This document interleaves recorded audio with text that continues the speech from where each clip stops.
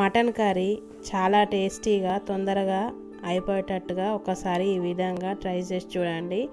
చాలా చాలా బాగా కుదురుతుంది మటన్ కర్రీ. ఫస్ట్ అయితే ఆయిల్ హీట్ అయ్యాక పల్లి నూనె వాడాను నేను.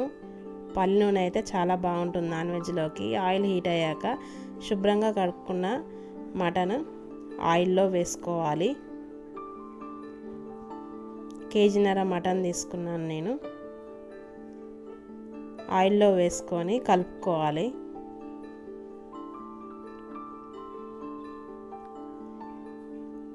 మూత పెట్టుకొని మటన్లో నుండి నీళ్లు వచ్చేదాకా ఉడికించుకోవాలి. స్టవ్ మీడియంగా పెట్టుకొని, లేకపోతే అడుగంటుతుంది.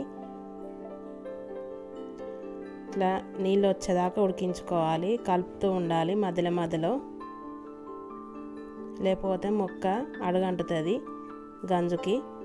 స్టవ్ మీడియంగా పెట్టుకొని వండుకోవాలి. ఇట్లా నీళ్ళు వచ్చాక అల్లం వెల్లుల్లి పేస్ట్ వేసుకొని కలుపుకోవాలి.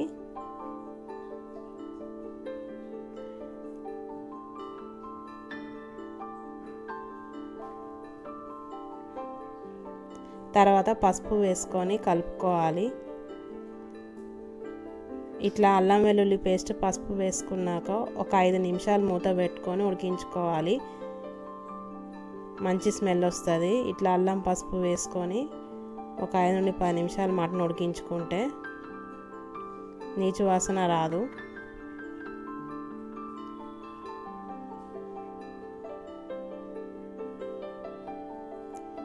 ఇట్లా 5 నిమిషాల తర్వాత ఉడికాక కిలోకి 3 టేబుల్ స్పూన్ల కారం వేసుకోవాలి.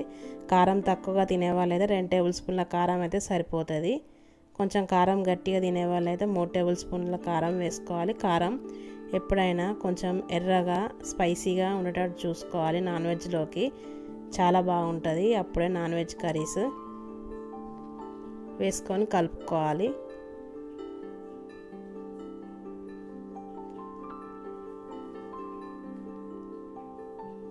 తర్వాత తగినంత ఉప్పు వేసుకోవాలి.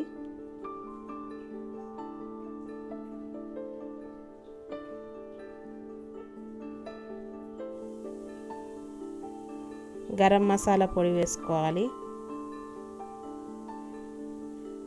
వేయించిన ధనియాల పొడి వేసుకొని కలుపుకోవాలి. మసాలాన్ని మటన్కు పట్టేటట్టుగా కలుపుకోవాలి.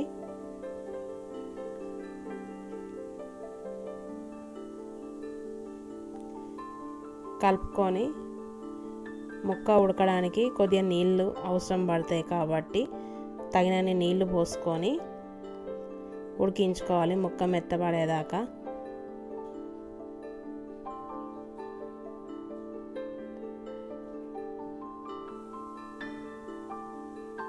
మధ్యలో మధ్యలో కలుపుతూ ఉండాలి మటన్ కర్రీని అడుగు పట్టకుండా.